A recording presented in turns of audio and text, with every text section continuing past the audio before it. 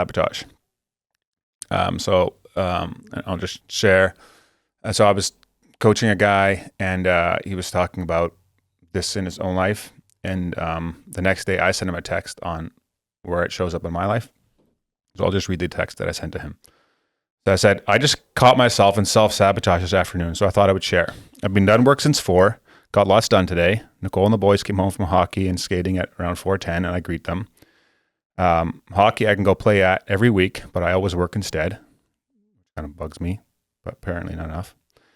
Malika asks me to play hockey with him in the garage, and I avoid, and I say in 20 minutes. Instead, I go smoke some weed. Yes, terrible crutch, I know that.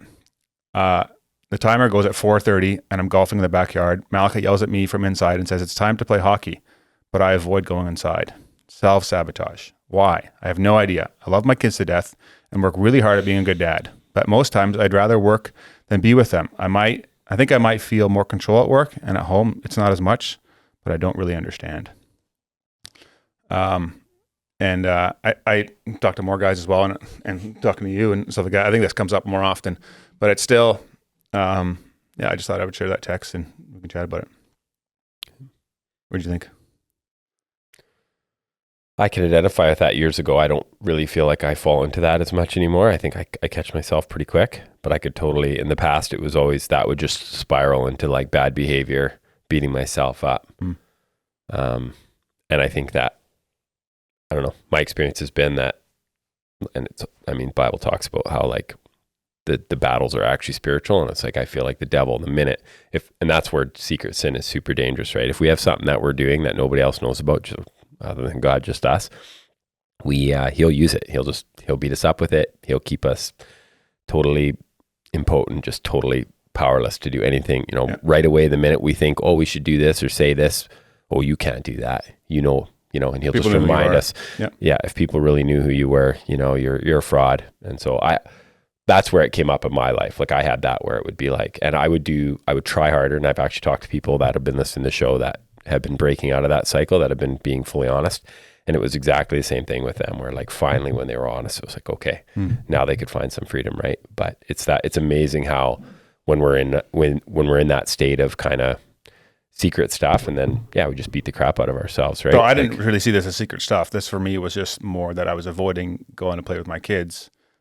But why though? Or how would you call that self-sabotage?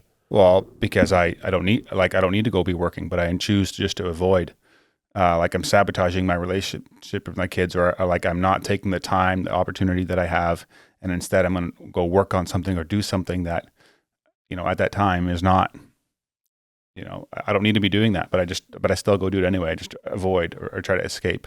And often you can do that with your phone. I think that's where most phone's the biggest one. Yeah, go to. But I'm gonna just do it with my time, where, It's a fine line though, because sometimes you do just got to go work, and like the kids are just like in our house. It's perpetually you're being asked to be doing something with a kid. I mean, we have a lot of little kids, but it's about, I guess, just setting that time to actually do something with them, and I would struggle with that too.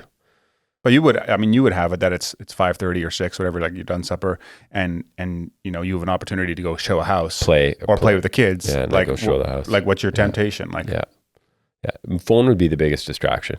That's why I've always known that if I left my phone, like you've talked about too, if it's even just sitting there on the counter, right? Like I'm periodically, TheKitchenSafe.com. Use the coupon code curious. Get one of those. I just thought I would share that. Interesting. What else we got here?